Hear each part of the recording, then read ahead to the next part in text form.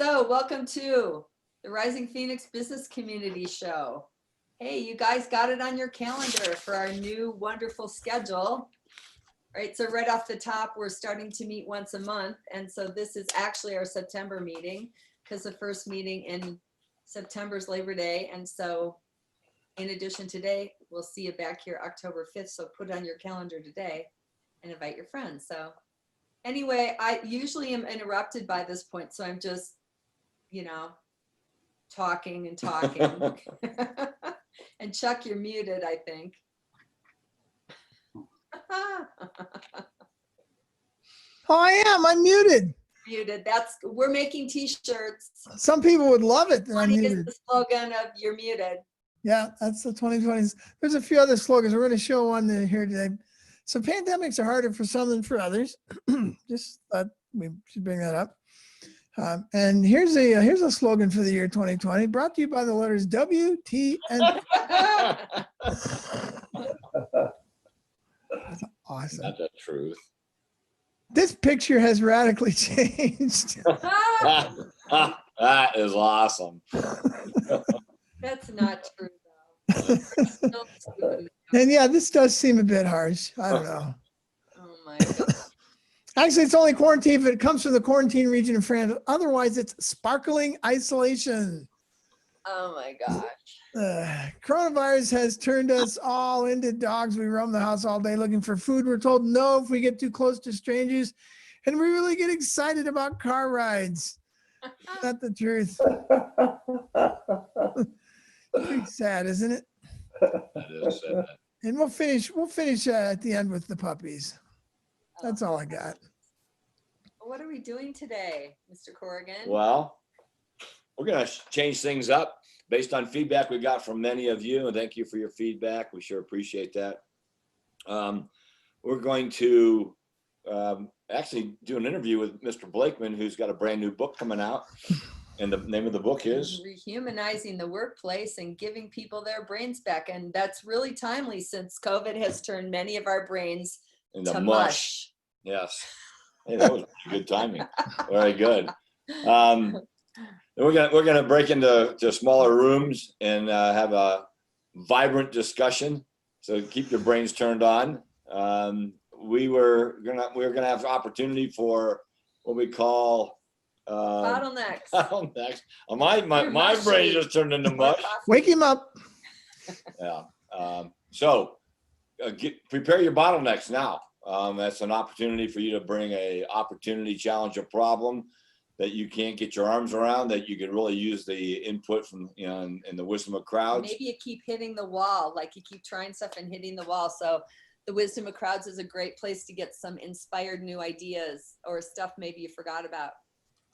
And we'll finish up with a word about community, because that's one of the core tenets that we have built Crankset Group and 3 to 5 clubs off of. So we're glad you're here and be part of this community.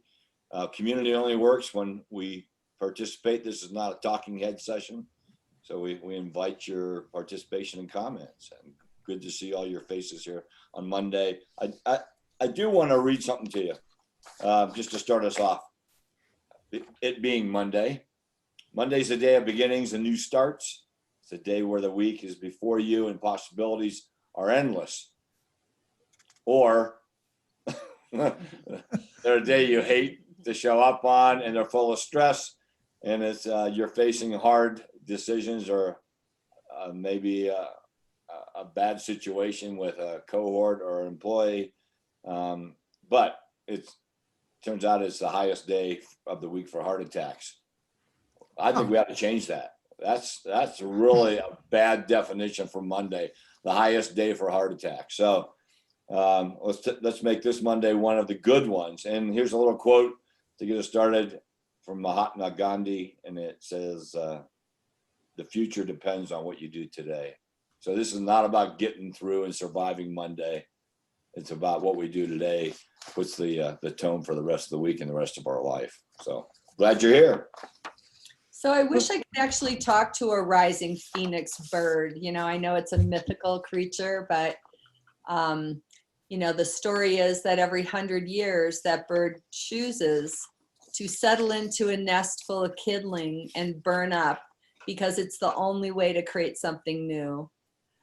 And I don't know, that's tough, right? Like, it's hard to know that sometimes the only way to go forward is that something has to die, that something has to change, that something has to go away. And I don't know about you guys, but this time of year, I always feel that because summer is ending and fall is coming and then winter. And so there's that sense in the air that things that were thriving all year actually are choosing to die and go away because it's the only way we're going to get new growth in the spring. So we're going to make the best of it. We're just going to choose to go there fast, right, Chuck? Like the roller coaster, we're going to get there fast so we can get it out of the way and move on to exciting new growth and new possibilities. So you might even jot on your piece of paper today, hey, what really have I been hanging on to that just really needs to go? And so we want to talk with talk to Mr. you, Blakeman Chuck. today about terms of engagement. Mr. Blakeman, that's my dad. Chuck. Well, Yeah, we want to talk about motivating beyond money, right? And let's do it. incentivizing maybe even ourselves. Like, what if we're solopreneurs, Chuck, and we don't have like actual employees yet? Maybe we have vendors or independent contractors. So how do we incentivize ourselves and everybody else to get us to do anything in the emerging work world? Great question. This applies to everybody. Here's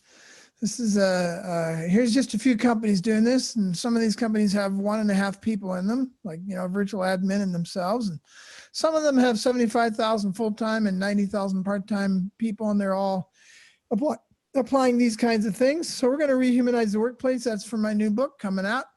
And this is going to be the go-to book for remote work. That's how we're going to work on this book, because we didn't write it with that specifically in mind, but it's exactly what it's about. It's about how to help people work in distributed decisions in distributed environments in a better way.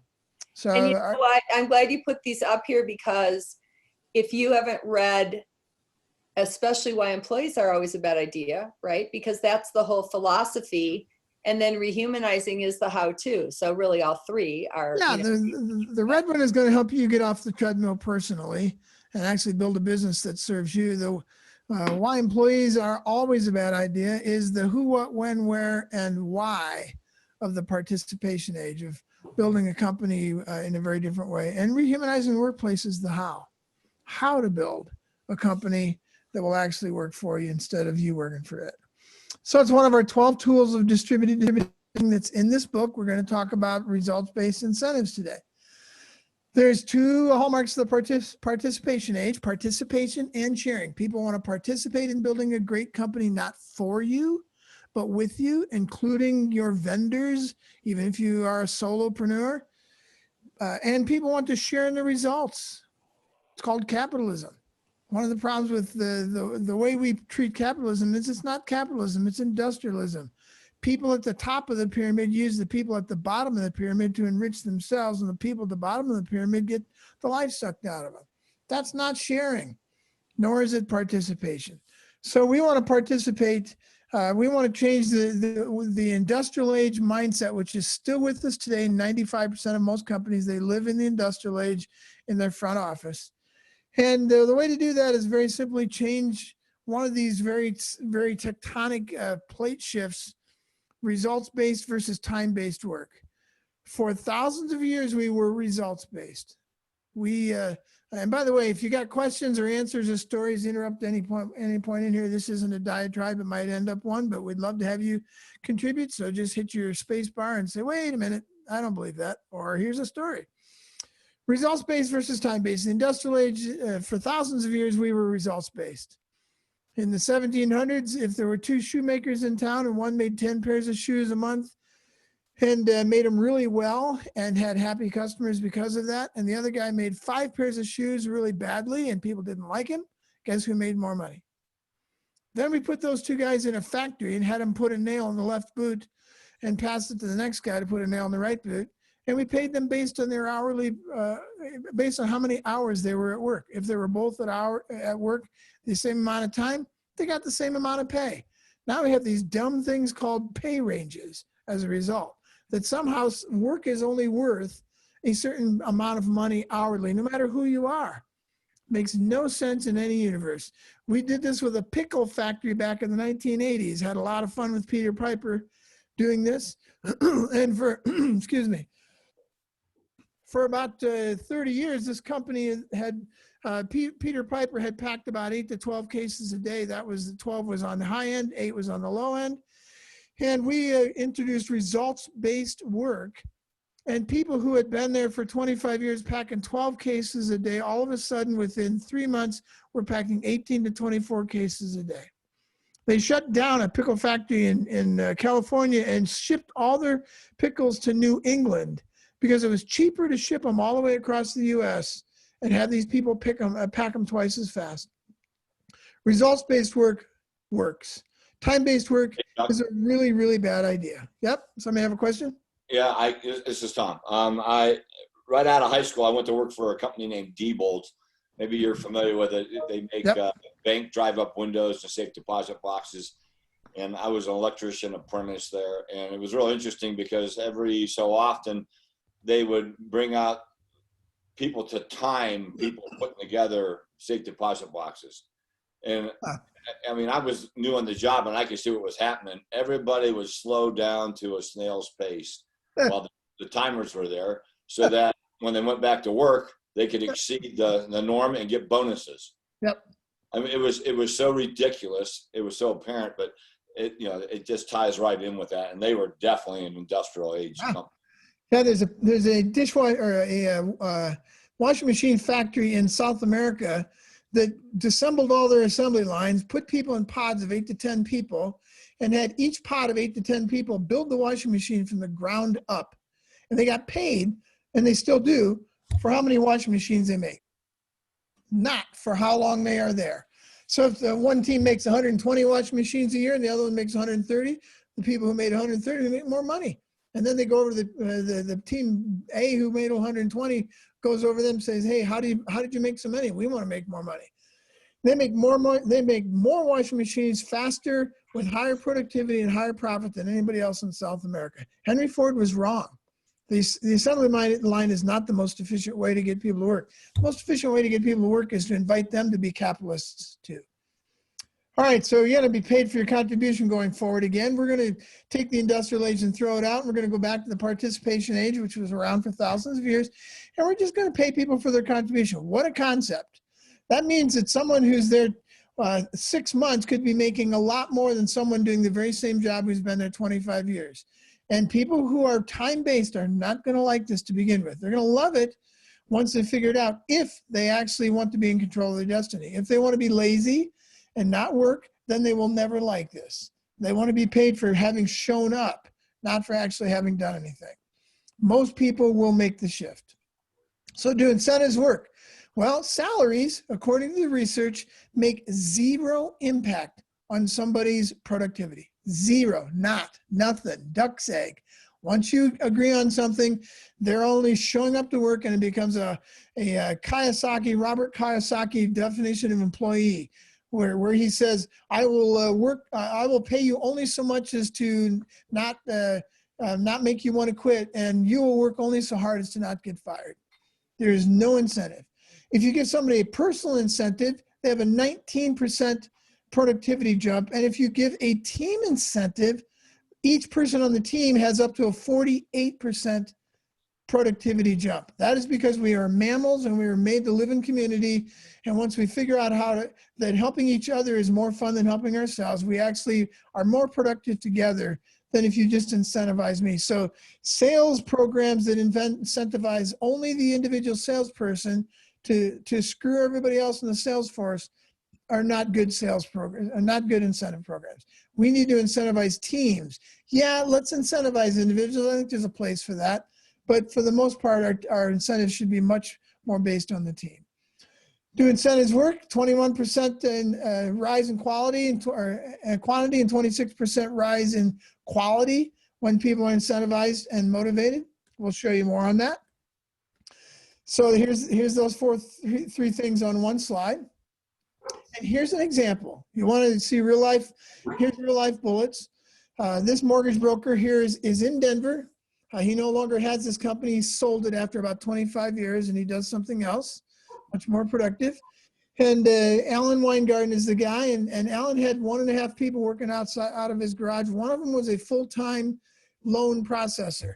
A full-time loan processor. She was making $55,000 a year and she was slinging 8 to 10 loans a month. That's at the top of the national average for a loan processor to put out loans every month, 8 to 10 a month. He decided to turn her into a capitalist and invited her to be part of the participation age and participate in building a great company and sharing the rewards. So what he did was he said, I'm going to reduce your salary, which has no impact on your productivity. I'm going to reduce it to $25,000 from $55,000. And then I'm going to give you a piece of each mortgage done with the three main qualities of an incentive program: quality, quantity, and happiness. Things done well, done good, done fast, and done happy. And she said no and hell no, because she'd had $55,000 a year. She was being paid for her time. She was comfortable with that. It was a known, and she didn't want to switch. He was patient with her. He showed her every month what might happen if she took the deal. And after 6 months, she realized she could probably make more money if she took the deal, lowered her salary to $25,000, and took a piece of each mortgage done well, fast, and happy. Here's the result. A year later, she was making $125,000 a year after 18 plus years of making 55 approximately. And she was slinging 22 to 30 loans a month, 2.5 to 3.5 times the national average. No smart manager in mortgage in the entire world has been able to figure out how to get somebody to do this. All this guy did was pay her for a piece of this, and he was happier because he was making more money, and she was happier and she was making more money, and his clients were happier. He said they got higher customer service ratings when she was doing 22 to 30 loans a month. Does this stuff work? You bet it works. Here's a mid-sized company, law firm that could not break through $9 million. The two founders had only taken 2 weeks off in 18 years, total. And everybody was working 45.5 hours a week. They adopted these kinds of things, and 2 years later, they were at 25 million. They'd broken through after 18 years. They had, everybody was working 38 hours a week, which is a full day less a week. And these dudes were taking off after never taking 2 weeks off in 18 years. They're now taking off 2 weeks every month and a month in the summers. Does this stuff work? You bet it does. W.L. Gore, 65,000 people, I believe it is. For 60 plus years, they've had no titles, no bosses, and no formal hierarchy. It's all organized in what we call distributed decision-making teams that have their own incentives programs. 53 straight years without a loss, and one of, I think, 2 or 3 companies to make Fortune's best places to work place every single year since its inception, and the other one is also a participation age company. Here's a very large organization, 90,000 people, or 75,000 full-time people at hiring and 90,000 part-time. Just to give you perspective, Google has 75,000 people. These people have 165,000.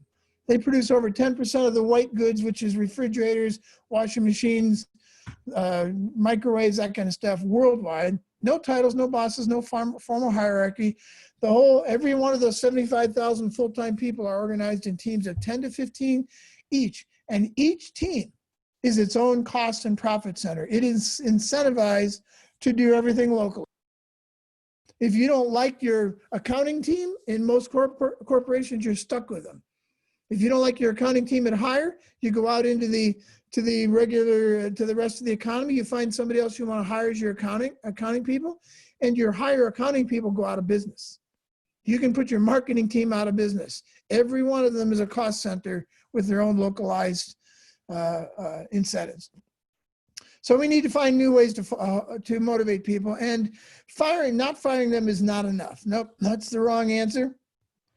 There are 7 ways to motivate people, 7 ways to incentivize them. One of the things you ought to get out of today is that incentives have to do with way more than money. Money is one of 7 things, and if the other 6 are humming, money drops to the bottom. as the least motivating of the 7. If you're paying somebody commensurate with what they could get somewhere else, it's the other 6 things that will keep them there. Time, experience, education, recognition, relationships, money, and stuff. Using gamifying work and giving out an iPad to the person who did the most that month. This is also not the way to do results-based pay. 5% more for coming to work, 5% for being on time, and a bonus for returning promptly from lunch. That's not results-based pay. What motivates people? Daniel Pink spends a lot of time on this in his book, Intrinsic and Extrinsic Things. The intrinsic are the things internally that motivate us, and extrinsic is money and stuff. I believe it's both. Otherwise, capitalism wouldn't work. We're going to turn everybody into a capitalist. And capitalism basically means intrinsic versus extrinsic. When you think of capitalism, you're probably thinking of industrialism, which focuses solely on making money. Capitalism always adds value first. And money is simply a scorecard of adding value. So it's intrinsic to begin with. I want to add value to the world around me, and I want to make money. I want to be recognized for it. There's 3 levels of incentives: individual performance, team performance, and company-wide performance. If there's 1 of you, now you do all 3 of those at once. If there's 10 of you, you might do 2 of them. You might have 2 teams, or you might have individual and company-wide, which is all 10 of you. And you get to 15 or 20, you got 2 or 3 teams, you might do all 3 of these. There's 3 measures of a good incentive program. We talked about them already: quality, quantity, and happiness. Things done well, things done fast, and things done happy. And happiness is a combination of how happy are the people around you who work with you, and how happy are your end clients. There's no room for the heroic jerk in the participation age. People who do things really fast and really well, who piss everybody else around them off. There's no room for those, because the research shows that everybody's productivity goes down as a result of that highly productive jerk being in your midst. So that's a myth that you need to be able to put up with that really productive person because they're really productive. Nope. Go get somebody else who's less productive, who fits in better, and everyone and your company will be more productive as a result. So how do we build a good incentive program? There's two kinds of metrics. There's the hard metrics and what used to be called the soft metrics. That is a pejorative term that indicates that they're mushy, they're hard to measure, they're not things that, they're soft. No, there's production metrics and there's human metrics. The production metrics are the quality and the quantity, and the human metrics are the happiness. Team votes on how people are fitting in. No manager choice, no bias here. The team votes on who is the best team members that month. And that becomes part of the incentive program. So no heroic jerks. And it's on those 3 levels: practice, a personal team, and practice-wide or business-wide if you're a hospital. Best incentive program types: fixed rate is the worst. Fixed salary, we've already mentioned that. If you get paid hourly or salary, has 0 incentive involved in it. Tournaments are fun. You have little gamifications of work. Those are okay. Piece rate is much better. This is the pickle factory. They got paid by how many cases they packed a day, and it went through the roof, and they had contests about it. And then quota is really the best. Meet or exceed a performance goal. So the mortgage broker was her bottom was eight mortgages a month. And at the pickle factory, if you couldn't do 8 cases a month to begin with, they were going to let you go. But anything above that, anything above 12 cases, so 8 to 12 was your base pay. And for this woman who was at the mortgage, $25,000 was her base for doing, like 6 or 8 or whatever it was mortgages a month. And everything above that it becomes a game that you can play to make more money or to get time off. It's not always about money. Some people in this washing machine factory in South America, they say, okay, you have to make a minimum of, this is the quota thing, you have to make a minimum of, say, 2 washing machines or 4 washing machines per pod per week. And if you make those 4 washing machines by Wednesday, the CEO of that factory literally has said in print, go home, enjoy Thursday and Friday and come back on Monday and do it again. Or you can stick around Thursday and Friday and make more money. So you can make more money or you can make more time. Those are Chuck, great. can I ask you a question real quick so that you're not a talking head and you Yep. have interaction from us? Yep. I've read 2 of your books. Thank you so much. I mean, I think they're awesome. And one question I have is all of these, and it seems like a good time to ask this question, all of these examples you've given are all assembly line, repeat, rinse over and over again. What if you're in an industry that is custom manufacturing and you're not, the process is not the same every time? I'm in marketing and we custom manufacture everything we make. It's not assembly line. So I'll leave it to that. Yeah, so it is actually assembly line to some degree. Everything is. There are certain things you do every single time to make sure you deliver a completely different product at the end of that. The same with the mortgage broker. Very different things. Very different from working with a investor on a investment property to a jumbo loan, and very, very different processes in some ways, very unique, but very much the same. But again, you look at the result you want and you score that based on the response of your client. For service-based organizations, the metrics of the happiness thing becomes a much bigger piece of this. Then you should have on time and in budget specifications. I worked with a couple of marketing companies on this. I owned a marketing company for 10 years. And you have a certain budget you think you're supposed to be able to do this in. Well, have you beaten that budget, or are you out of budget? How long is it taking? How happy are the people within your team who are working with you? And how happy are your clients? All of those things become measurables. We actually do surveys based on that stuff, and that turns those soft metrics into hard metrics that become part of this. So service organizations are it's equally possible to do this. We just have to think differently. It's for us, it's easy to say, well, if you work at a French fry at a McDonald's and you put out 10 French fries or the pickle factory, well, then put out 12 and you're good. That's an easy target. But you'd be surprised if we just did a little work, you could find an amazing amount of things that are measurable about putting together a marketing program. This is also where freedom mapping comes in, because freedom mapping, the process, you have a process that you do that has 8 or 10 or 15 things that you do every single time for every unique marketing program you put together. Those can have metrics attached to them: timeliness, accuracy, teamwork, all kinds of things that can be attached to those as well. So does that help a little bit? Okay. Cool, let's keep going. So educating people is important. If you're going to involve them in the capitalist part of this, and you need to teach them how to read a profit and loss statement. It's one of the first things that happens in this washing machine factory in Brazil. They get a week-long mentoring program coming in, onboarding program, and part of that is to learn how to read a balance and profit and loss sheets. And to understand that profit is not cash flow. So we don't just take all the profit and give it all to the people. They have to understand all that stuff. So education is important. Team-based strategy is really important as well. Hire a corporation with 75,000 people. They use team-based profit centers. And so does a single location dental office. They use team-based profit centers. Chuck, Both of those can be really good. Yeah. is this basically an employee-owned company? Which one? Hire? No. No, what you're presenting here. No, not at all. Employee-owned No, company? neither one of these. In fact, almost none of those companies that I talked to you about up front were employee-owned. That's another way to incentivize people, is to make them into, to eventually get to that ESOP kind of thing. That's one way to do it.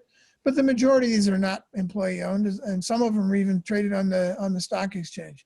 So that it's not a prerequisite for inviting people to become capitalists. The pickle factory people, they're just invited to become capitalists. Okay. A test of a good program has to be easy, simple, and easy to measure. Some of these are pretty complex to set up.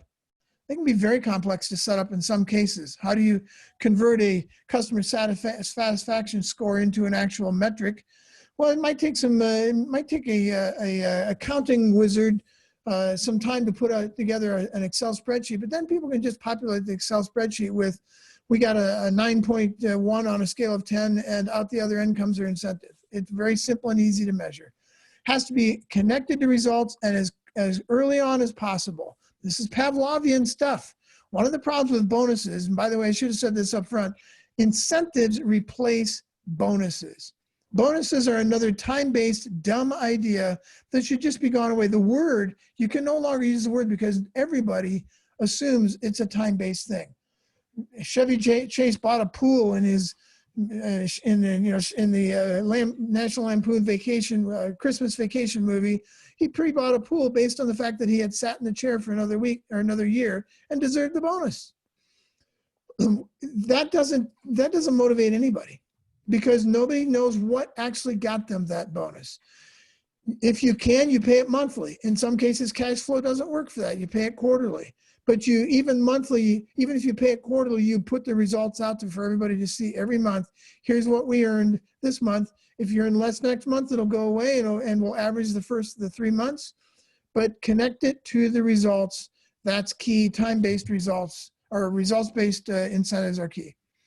And they have to be timely payments again, or at least timely reporting and quarterly payments, 6-month payments. They need to see it. They need to be able to keep score. And rewards making meaning. It doesn't reward making money.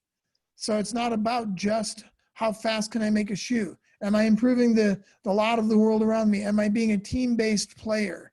Those are meaning-based things. And it builds team, it doesn't build rugged individuals. I don't care about the rest of the sales team as long as I get mine. Well, your company is going to go out of business with that mindset.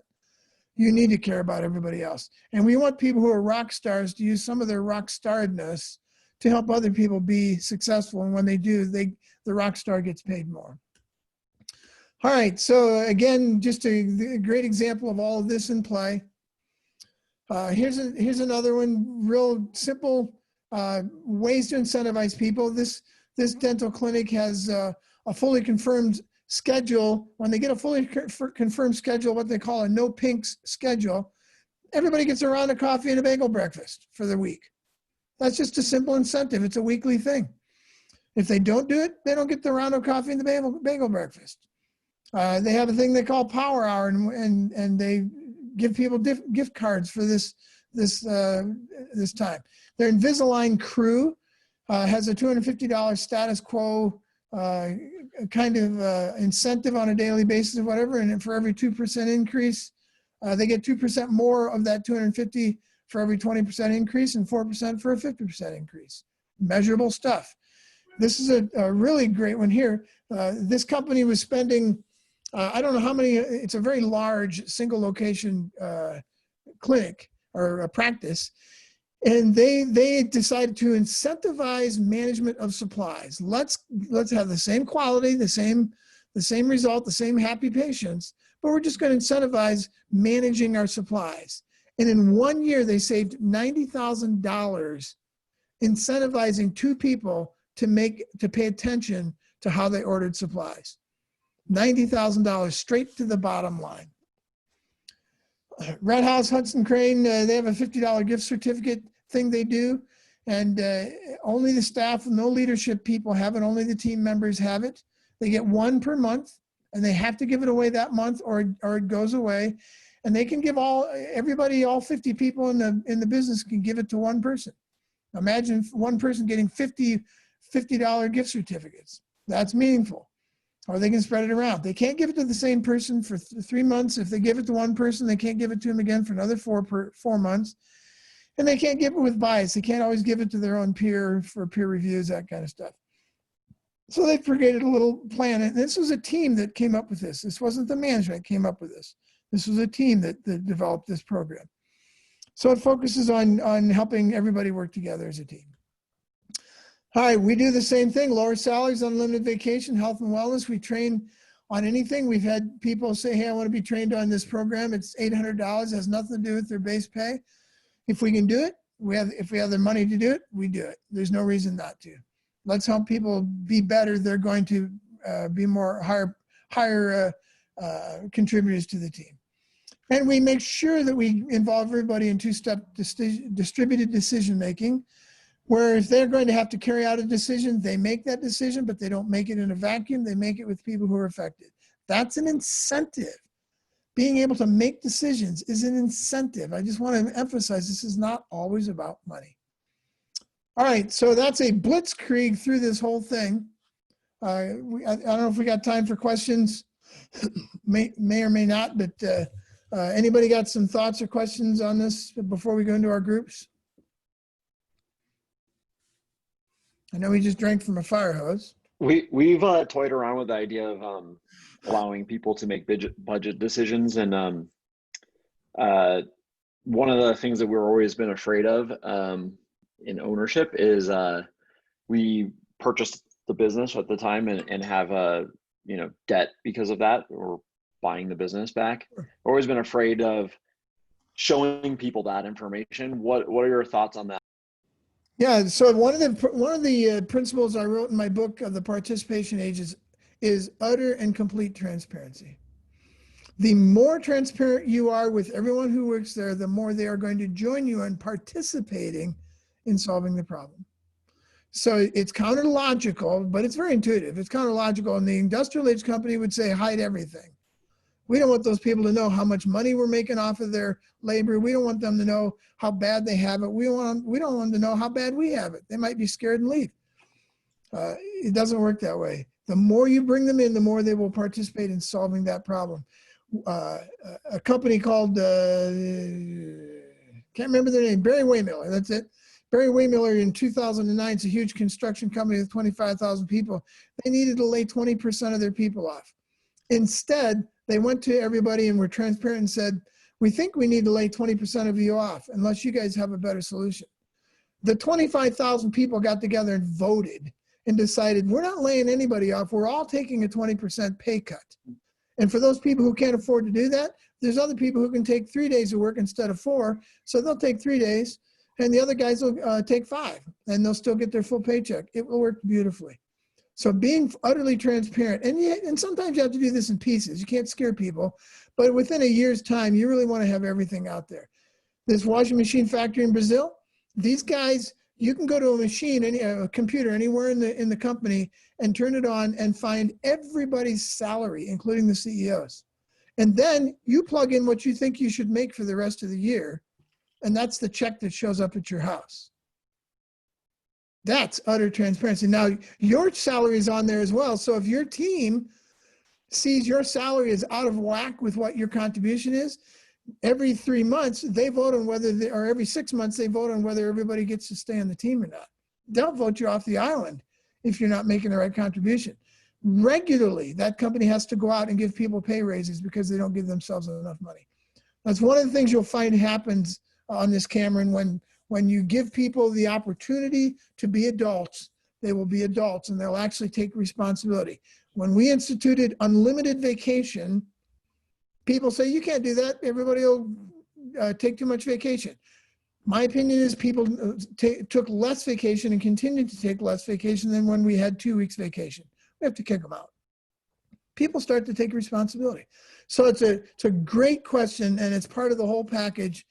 Invite people to participate with you in building this incentive program, and don't do anything that, part of your job is to say, well, that's a great incentive program for you, but that's going to kill the company. Go try again. So this has to work for everybody, not just for them. Chuck, some of this is really challenging. In fact, some of the things you just said sound like crazy making to me. Oh, it's just crazy. But in a really good way, because it's forcing me to go, could I possibly, work towards that? Could I do that? Yeah. So I suggest, Megan, why don't you move us into groups? If you get a flash on your screen, invite you to a group, accept it. We like to hear what your thoughts are. And here's the question: what of what we heard today could I apply to myself, my team, my vendor relationships? And stretch yourself, because this is a great time to be stretching your thinking. We're just going to go there for a few minutes. If you don't want to participate, you don't have to accept it. Don't hang up though. Stick around. We'll be back in about 5-6 minutes, and we'll get some feedback. Cool. All right. So 6 minutes in, we'll see you. And welcome back. Hopefully that was useful. And can we get some quick feedback? You can either jump on and do it, orally, or you can put it in the chat box. What what jumped out to you? What ideas did somebody else share that you're finding useful? Chuck, one thing that we were talking about and has changed dramatically since I know some of your first books came out was just the gig economy. And it was actually something that came up in our conversation about how many people are kind of already utilizing this methodology just because the gig economy is what it is. It's Yeah. How many people do you have sleep in your Airbnb? That's how much money you make. It's results based. How many rides do you do on Uber? That's how much money you make. It's results based. Yeah, this is the way we were built. This is motivating to us. One of the opportunities we have in today's economy is to take control of our lives again. It's not really a gig economy. That's an economist's misinterpretation of what's going on. What's going on is we're trying to go back where we came from. I'm tired of other people controlling my destiny and packing 12 cases a day of pickles every day, and the other guy packs 8, and at the end of the year, we both get a 2.1% pay raise. I want control of my destiny. That's what's happening here. And that's what's really motivating the people. This is a great observation. John Hayes, were you going to jump in? Yeah, I was just going to say, like, one of the participants in our breakout room felt that it was a big elephant.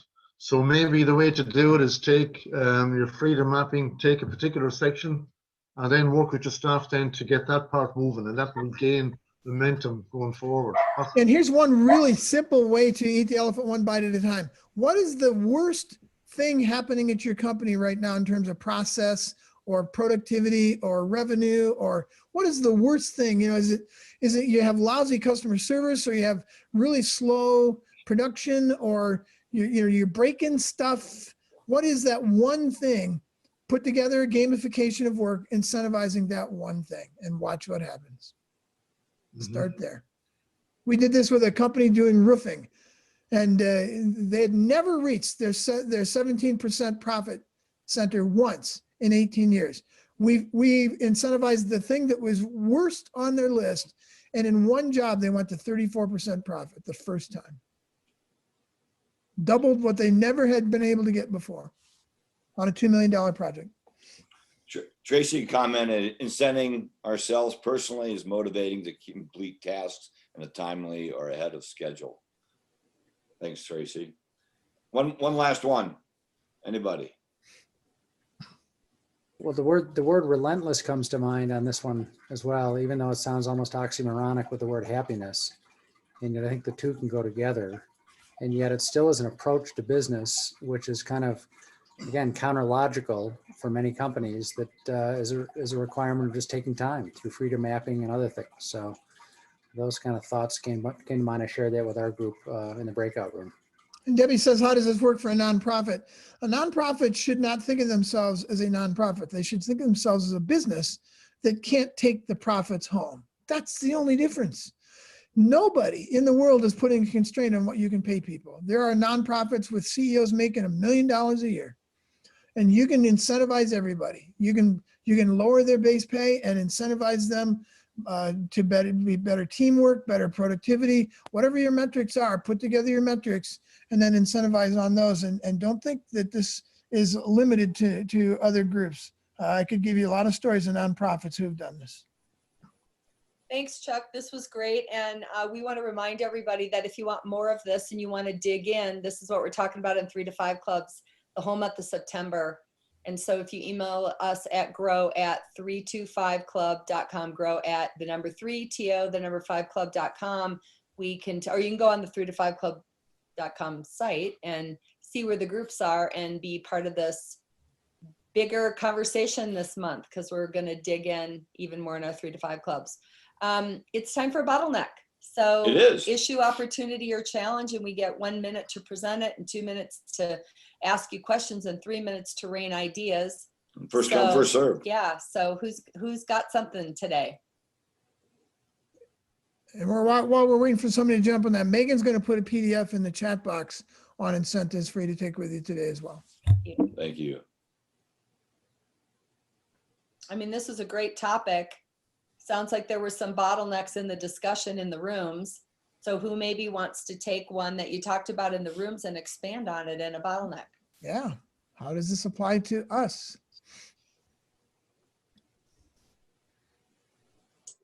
I- Oh, Deb, go ahead. I was Go ahead, hoping, Debbie. Debbie, I was like, when you asked the question, I'm like, oh, this could be a bottleneck. So go ahead, Debbie. You got 1 minute.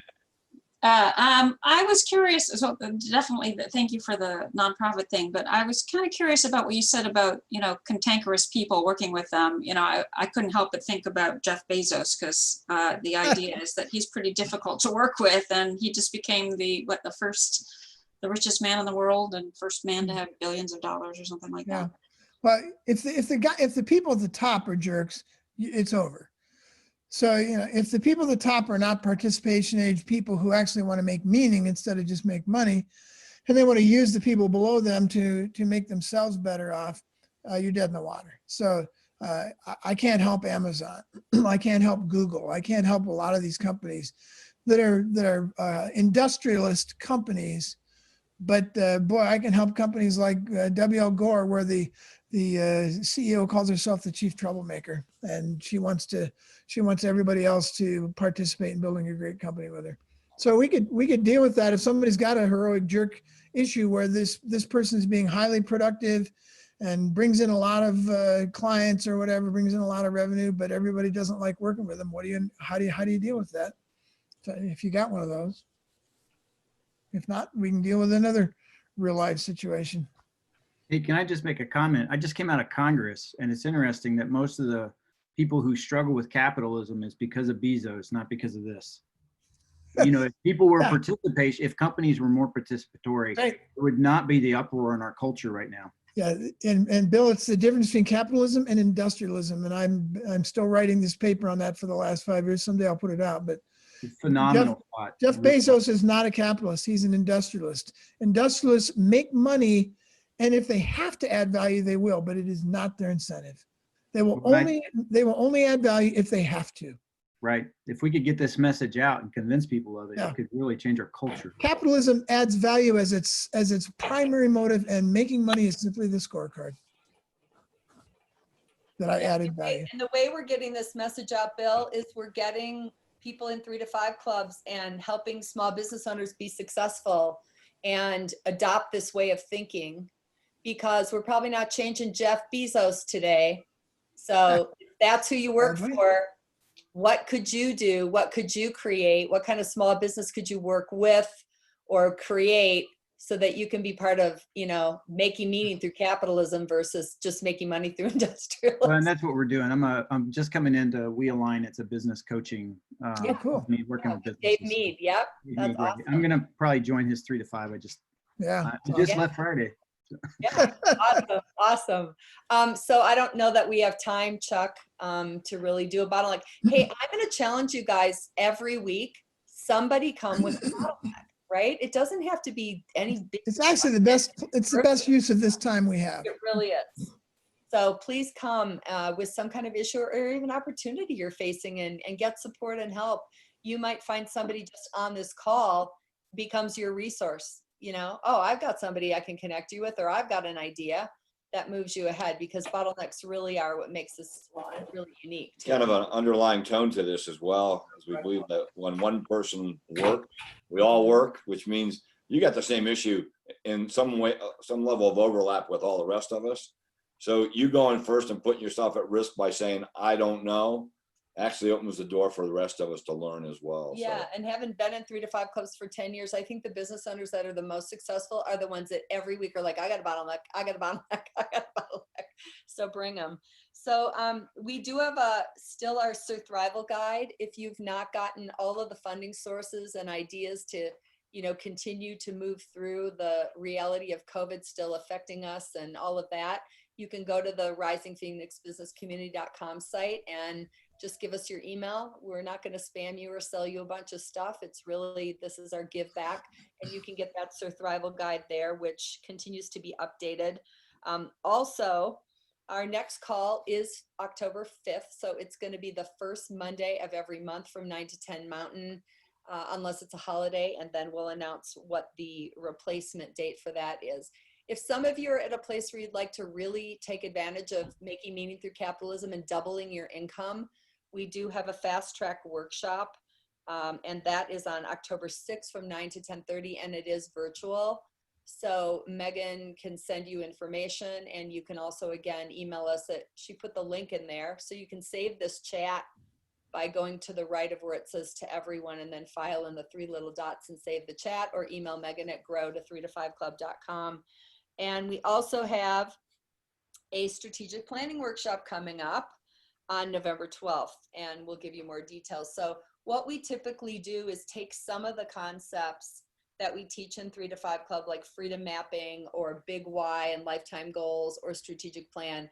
And then Chuck creates a great workshop, which is usually 2.5 to 3 hours. So we can really dig in and really implement those kinds of things, because I don't know about you, but I don't always get it the first time, or I get it, but I don't always do it. And so this helps create some accountability and keeps us on track to be able to grow our business.